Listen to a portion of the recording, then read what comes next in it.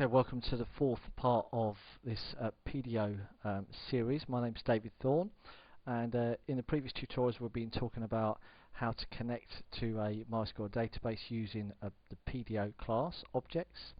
Also how to use the prepare and the query statements, the bind parameter, the execute fetch objects using custom classes and also standard classes, and so on. Okay. One thing that we've kind of jumped over, and it's obviously an important factor for doing any programming, is debugging and errors and so on. So what about the fact is that maybe someone mistyped something, you know, which can happen.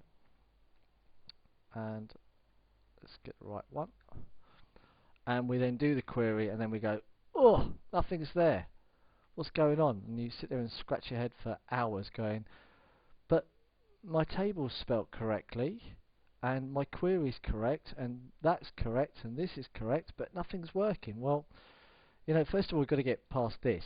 If the execute is fine, then it will continue and it will do the rest. If it's not, well, it's probably going to be an error.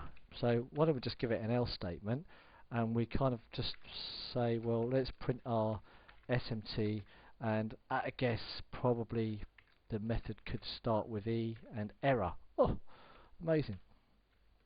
And we'll just print our error info and see what it gives us, shall we? So let's come back to here, and it gives you like a whole bunch of information. You know, it's really clear. Wait a minute, table YouTube dot whatever that says doesn't exist. Huh.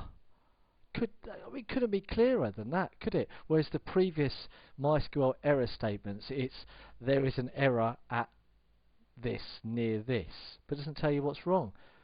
In this way, it tells you exactly what's wrong, and it gives you loads of numbers and letters and stuff as well if you want them here. So at least for debugging purposes, you know exactly where your error was and what you did wrong and what you need to then rectify.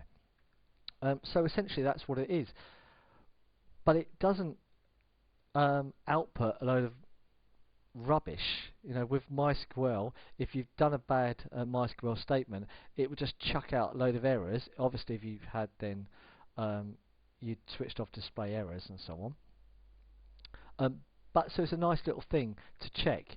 If you don't get past the execute statement or the query statement, then you know likelihood is that you need to output the error and then do some debugging and error handling. That's basically it on the errors. Now, you don't potentially have to use the SMT, which is the PDO statement.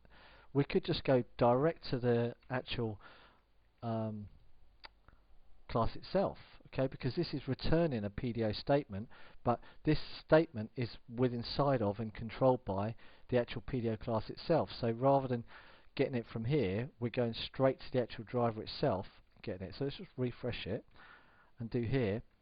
You see that we're not getting anything there, but the error info is there inside of this one object, but at this one time it's not giving any reason for what's wrong. Okay, so you need to make certain that you always use then the PDO statement, okay, but the error info does come under the PDO object itself as well. Okay, so just to show you once again, it's there.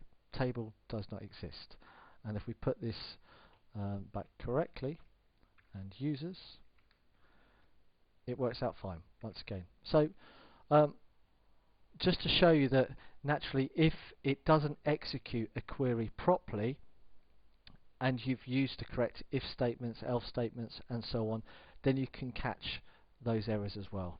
I'm not going to harp on about it because naturally you're going to do all of your SQL queries correctly and programmatically and syntactically correct and so on. So who needs errors? Everyone.